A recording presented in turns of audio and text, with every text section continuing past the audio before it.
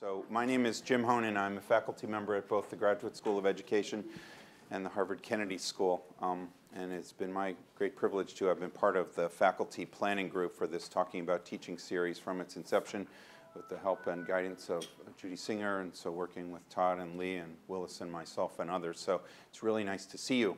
Our topical focus today is something I think all of us, all of you think about, and we'll do that a little more explicitly with two of our colleagues, which is to say, how do you generate and utilize feedback from your students to inform your teaching?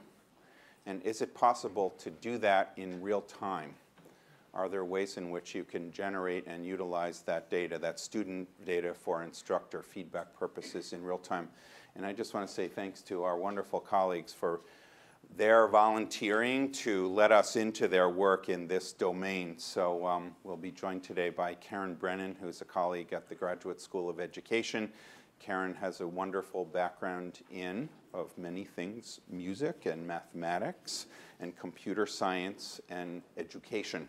And she teaches a very large course on learning and creativity, how you can think about these matters in very large ways with large groups of students. So Karen is going to give us a little glimpse of her work. And we're also joined by Dimitar Sasalov, who is a physicist and an astronomer, or if you will, an astrophysicist by training, and who, among other things at Harvard, is the director of the Origins of Life Project, a nice small question. And so we won't fix that one today, but that's the grain size of his investigation. And he teaches also a very large course utilizing lots of student feedback as well. So bless you. So what we are hoping to do is, in about 30-minute pieces, both Karen and Dimitar are going to actually do some teaching. So we will be their students in real time doing some things. And then, as is our protocol, in the second part, we can have a discussion on, first of all, what you experienced as students or learners, and then secondly, how you might utilize some of these techniques and things of that sort in our own teaching. And both Karen and Dimitar are happy also to take questions about how this fits in the larger context of their teaching and their courses. So I just want to say thanks to both of you for doing this. And my friend Karen Brennan is going to start. So Karen, thank you so much. Oh, thank you.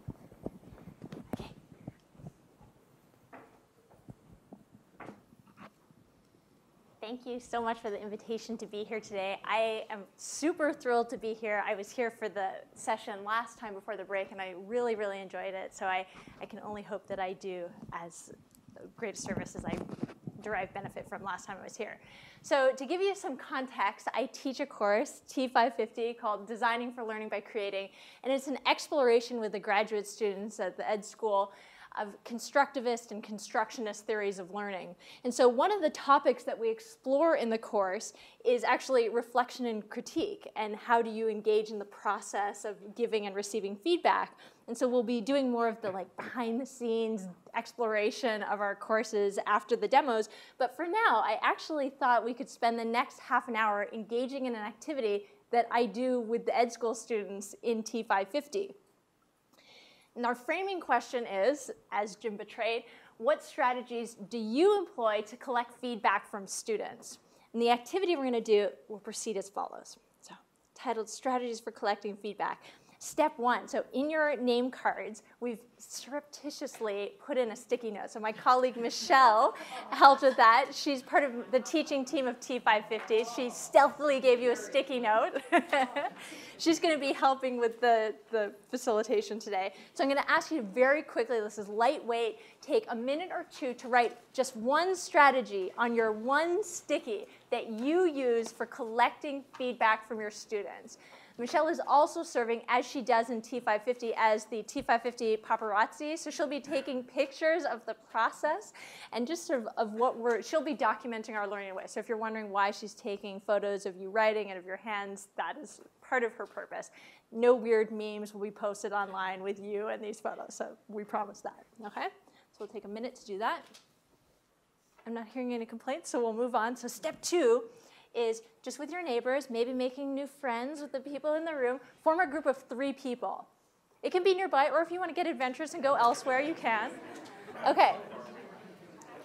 Okay, so what you will be doing in your groups of 3 is this. So in your groups, you've got 10 minutes to share the strategy that you identified and generate new strategies. Okay, so there should be sticky notes nearby. If not, Michelle and I will wander around and provide. We've got an infinite, seemingly infinite supply of sticky notes, and then document each strategy. Sorry, Jim. Jim is also part of the teaching team today, so he can provide you with sticky notes if necessary. So 10 minutes, I'll put a timer up just so you have a sense of how much time we have.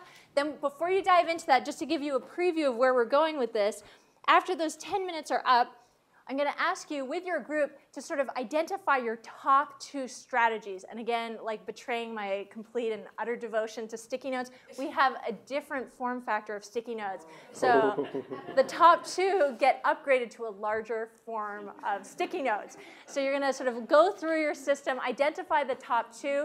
Then what we're going to do is we're going to do a thematic clustering activity.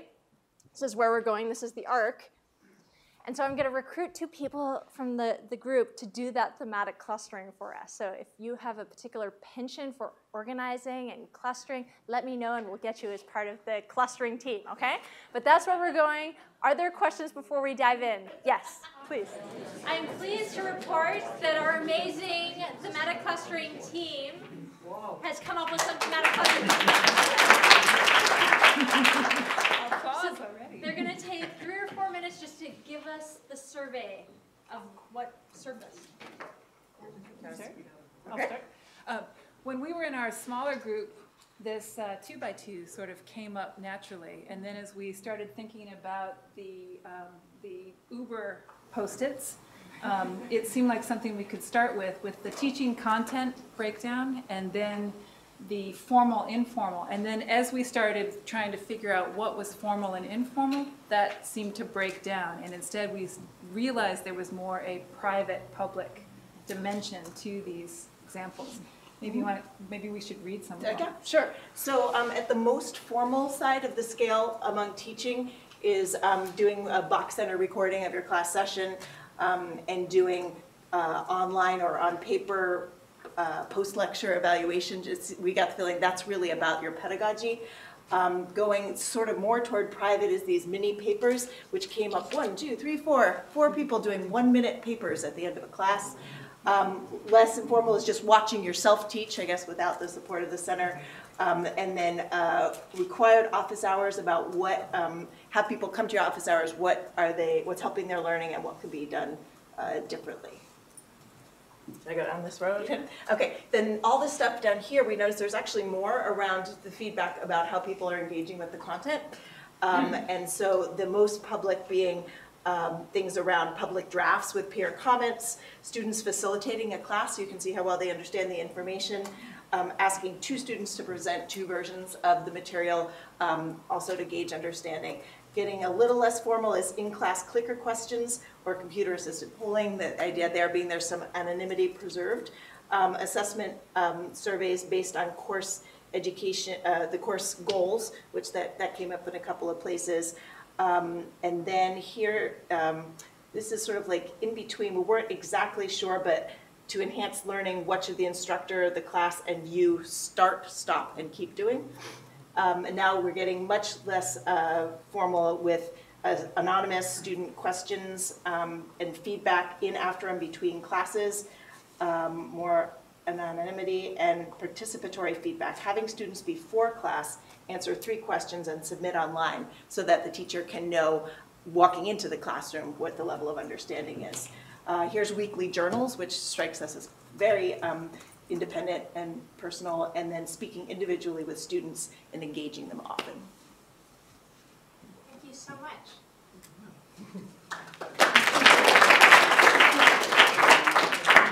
Okay, so before we end this session of T550, I'm going to ask you to take your name tag, open it up, and write a takeaway and a question that you have.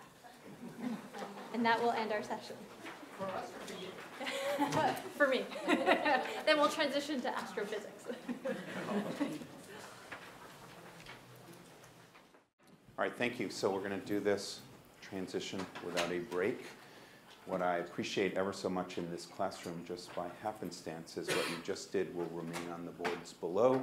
And what we will now do will remain on the screen above. So Dimitar is going to take us into another real-time exercise. This one is a little more technology mediated as opposed to those high-tech sticky notes and name card thing that you're doing. This will be something a little different, but in the same domain of generating feedback real-time in our classes. So thank you so much. And this is weird for me. For the next 15 minutes, I'm going to be an astronomy teaching fellow. So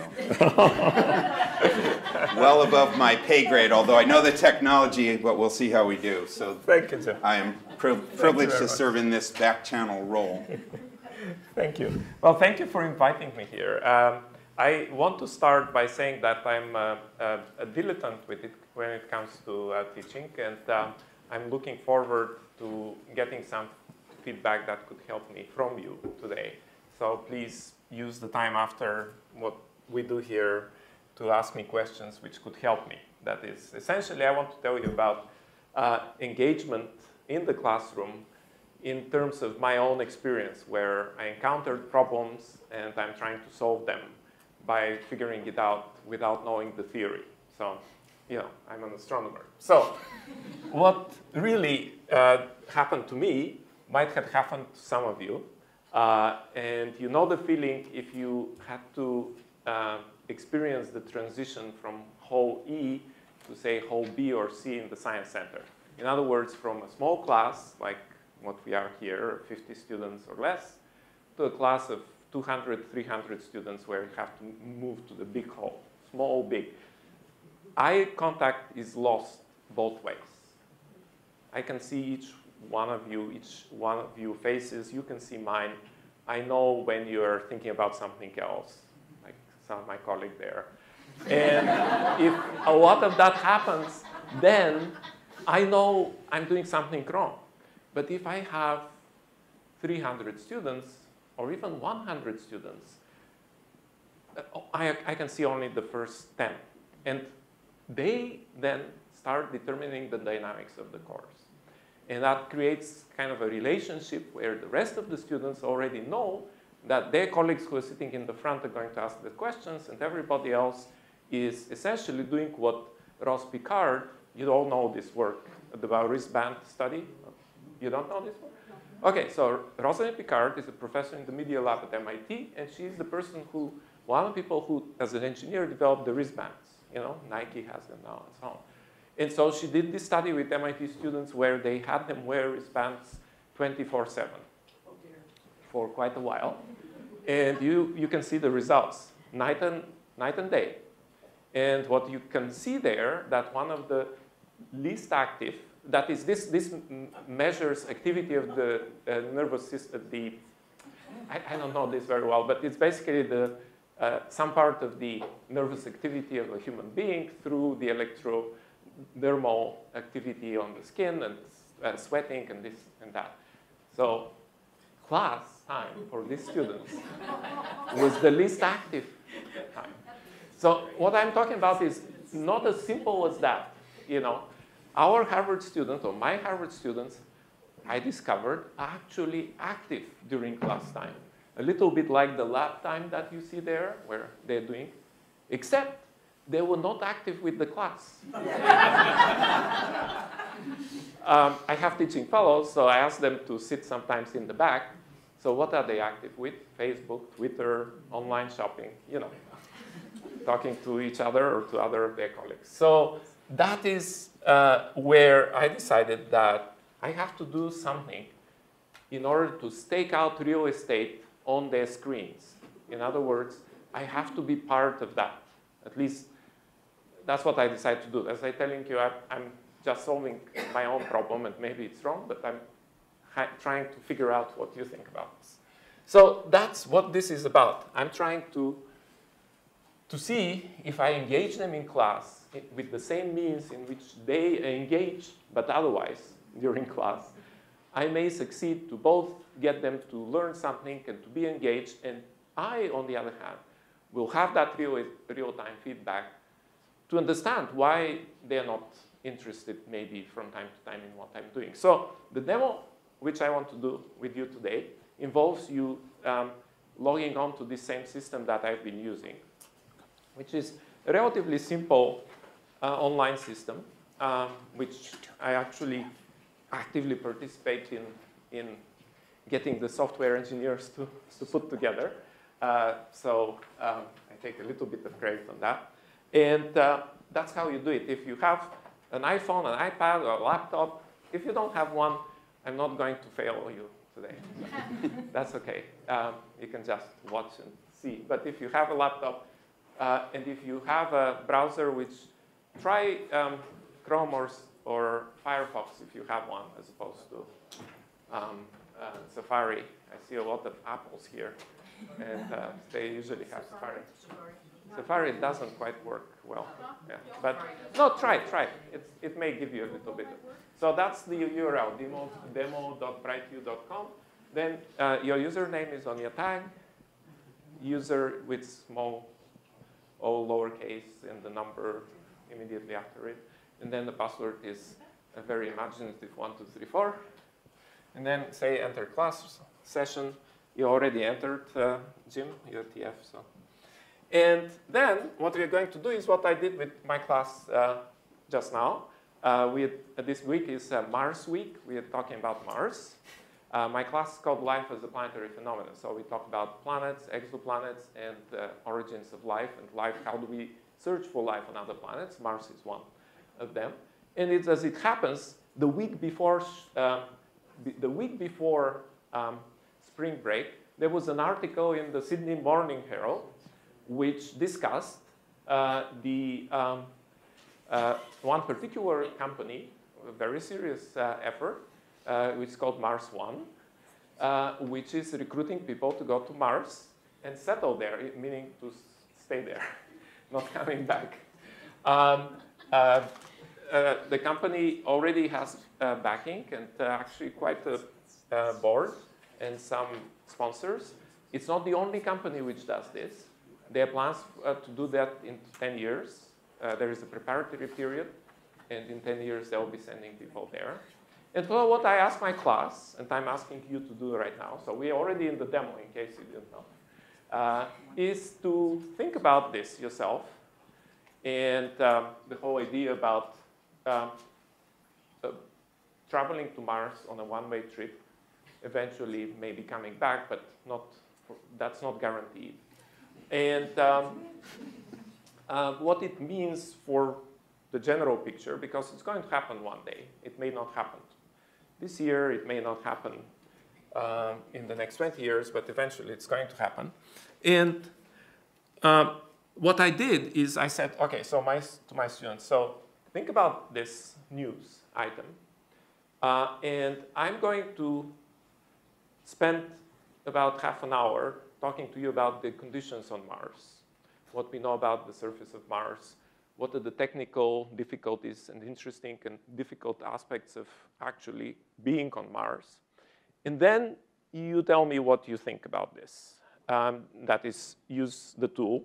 The tool is always on. Remember, I want them to have one window, which is for the class in addition to Facebook or whatever. And just while I'm talking, make up your mind and answer that question. Would you consider going? With yes or no. Maybe comment on it. And you can do it anonymously. You don't have to write your name. So that's part of this tool, is that the feedback could be anonymous. And I was surprised to see that a lot of students like that. And then after I finish in 20 minutes, we'll look at the results. I have TFs. So they sit and they actually collect those. So what I do then, I ask the question, would you consider going? And then I go on and start talking about what are the potential landing sites. They're near the equator.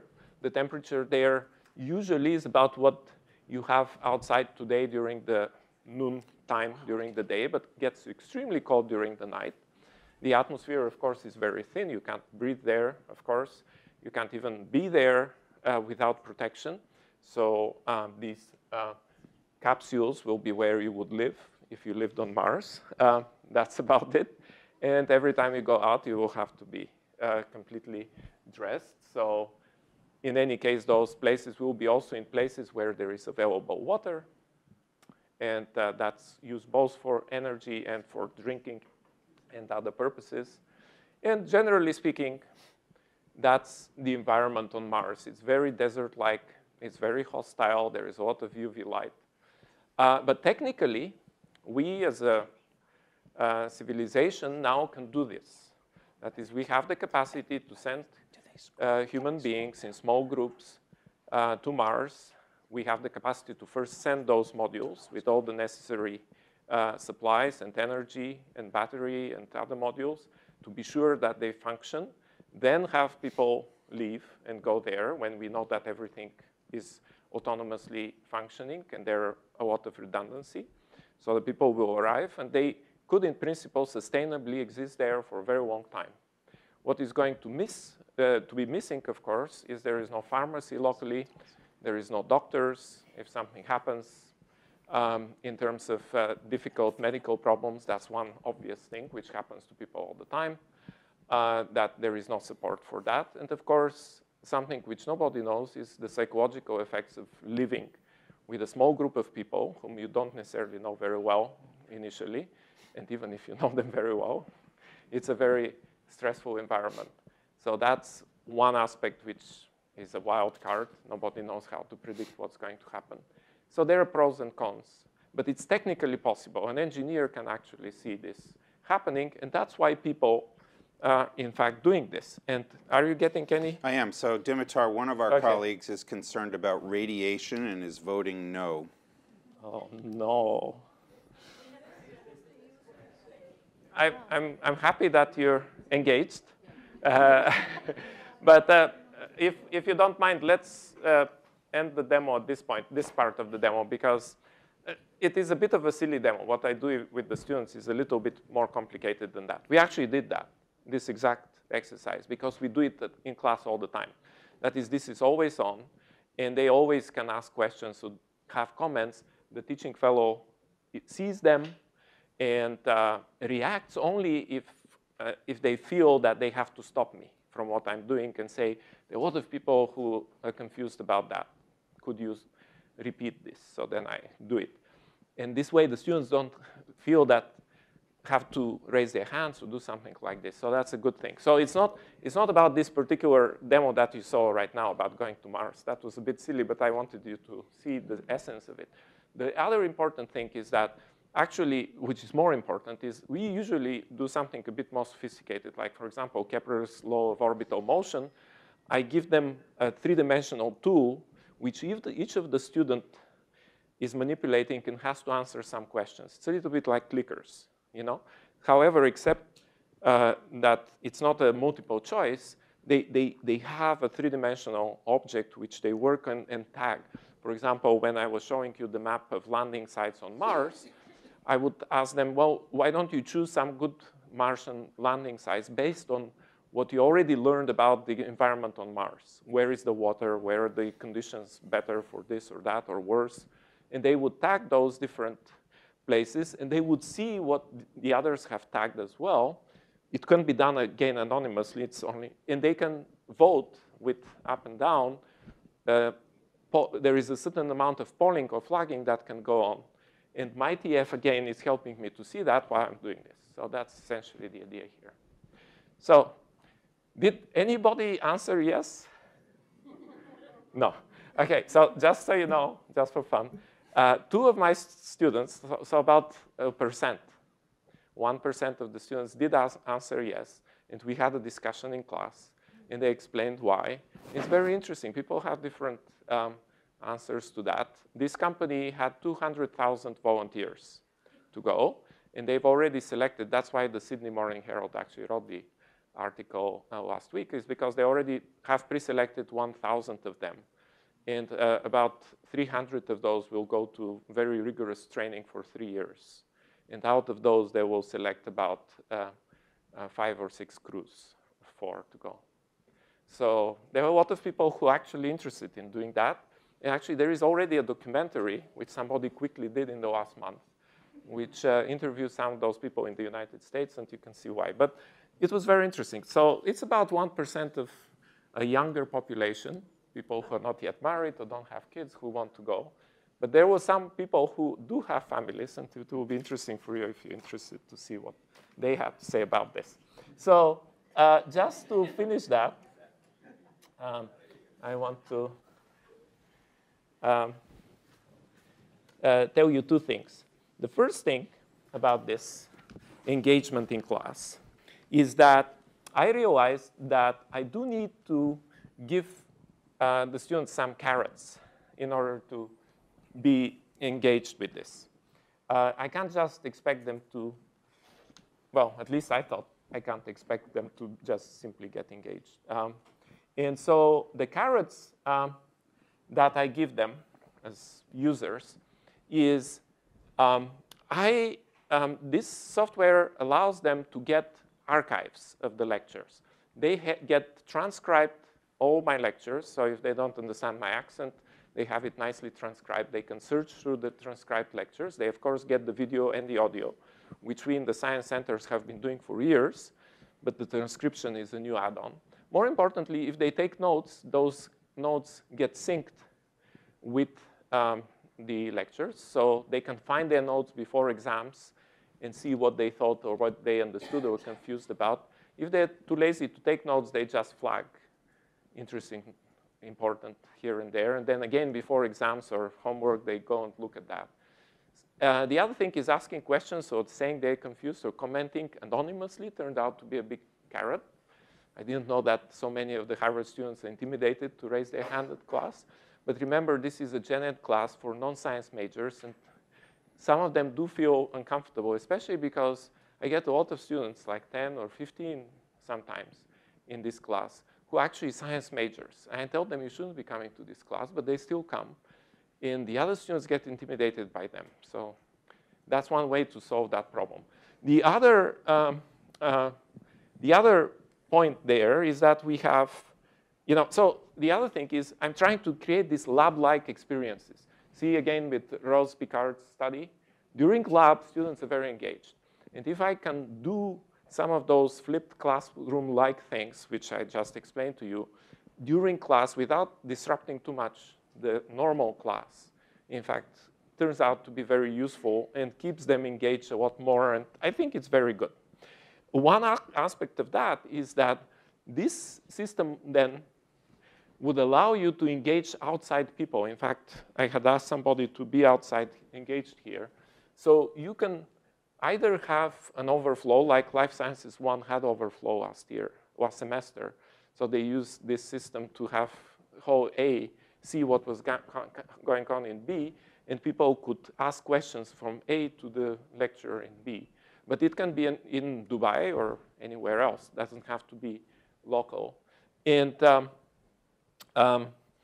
to me, this is a very good way for those of you who are thinking about doing a Harvard X class, and I'm doing one now, is to use some of that material directly into Harvard X and to use Harvard X material into my residential class. So a lot of those objects, three-dimensional objects that we manipulate that I told you about, I'm actually getting Harvard X to build them for me for the online class, but then next year I'm going to use them in my residential class that way. So it allows me to do it without any effort. I mean, I don't have to do anything. And that's very important for me, I guess. So in other words, this managed to get me more engaged with my students. I think there's a long way to go still, but I feel better about being engaged with them, but also made it without undue additional effort and time on my behalf. So I like that. And so the analytics you get at the end are very interesting, important. And what we were doing today, for example, is this word cloud about Mars. This is the word cloud for the article about Mars 1. So that I can see, again, my teaching fellows see. And that's one of the ways in which they can tell me what is going on during lecture. Actually, my teaching fellows are great, so they don't even need additional tools. Just by screening what the students are saying. We don't have that many students. This year, there are 110. Last year, 200. So they can actually go through those. And not every student comes in, like about 20% usually missing. So it's a manageable number. It works also in a small class. Yes? What do they go through? What student content are they accessing? Because at one point you said the article, so you get the word map. No, that would be the word map from their comments. like what you're just doing now. Yeah, I can see whether you're mostly saying no, which Jim told me, yes. All of you said no, we're not going. I'm not planning to go either, so I'm with you on that. But yeah, yes. So and you can also see this afterwards. Yes, it's online, but it's a tool which is online simply in the sense that they use online tools, but it's something which is within our firewall at Harvard. So you have to be FERPA compliable. So yeah, so it's like using Canvas, and in fact, it's part of Canvas. This network. Kind of odd because if the subject is Mars, they could write lots of comments and never enter the word Mars once because that's the subject. Right, and then my teaching fellow actually is smart enough to know that. So yeah. So this is actually something which is very important to point, and maybe we should talk about this afterwards. Yeah. Is how is it implemented? So if you have a teaching fellow, then they play that role. If you don't have one, there are other ways to do it. So that's all. I mean, basically, the bottom line is that you get those analytics as well. For example, if students flag things confusing or interesting, after I do the lecture, I can go and look at the archive of the lecture, and I see a heat map as to where in the lecture students flagged as problem or not problem. And I go to that particular place in the video, the video recording, and I immediately know what happened. It's obvious usually. So anyway, thank you very much for listening to me and participating in this. So as is our protocol, in a minute we're just going to discuss how some of this might be implemented in your conversation. Dimitar just gave a glimpse of the macro, the context within which that little demo, that taste of some back-channel real-time work was done. Do you want to say a word about then just the broader context of what we did here, and then we'll open for discussion on how you might implement some of these things in your class. So the macro of what we did? Yeah, so at T550, we meet once a week for 3 hours. Yeah. So we meet once a week for 3 hours, and we really treat that, I like lab as a space, we call it sometimes a salon, we use all sorts of words beyond class session. So as input before class, I give them something to read, so an article or a series of articles. Before class, they're asked to write in a journal, it's an online public journal that other people in class, we just use Google Presentation as a strategy, because it's nice that you can have multimedia artifacts as well. So they do all of that before class. They do the reading and responding to it. And then the in-class time, the co-facilitators and I have looked at sort of maybe some misconceptions or points of struggle through the journals. We design activities for the in-class time to further surface confusions and misconceptions. So there's no, I tell them at the beginning, if you're looking for lecture, you have to go somewhere else because there's no lecture. It's just a chance for you to meet with your colleagues, work on some of the sticky parts of the ideas we're working on. We also generate a lot of documentation through that process. So sticky notes, we do a lot of things in the digital world. We're a big fan of Socrative. We take a lot of photos. We post all of the class photos on Flickr. We use Twitter a lot. So there's just a lot of learning traces that are being generated. Then after class, the facilitators and I meet, go through all the learning traces from the week, and then we send a follow-up memo. So we send out maybe more readings. We send out, hey, this is where we saw you maybe getting a bit confused, but the in-class time is really precious, and we try and use that in a maximally supportive of community way. That's sort of the 10,000-foot view. And is it one of the few courses with its own music video? Yes, too. There's a T50 music video that goes with this. So please thank Karen and Dimitar for giving us a little taste of that.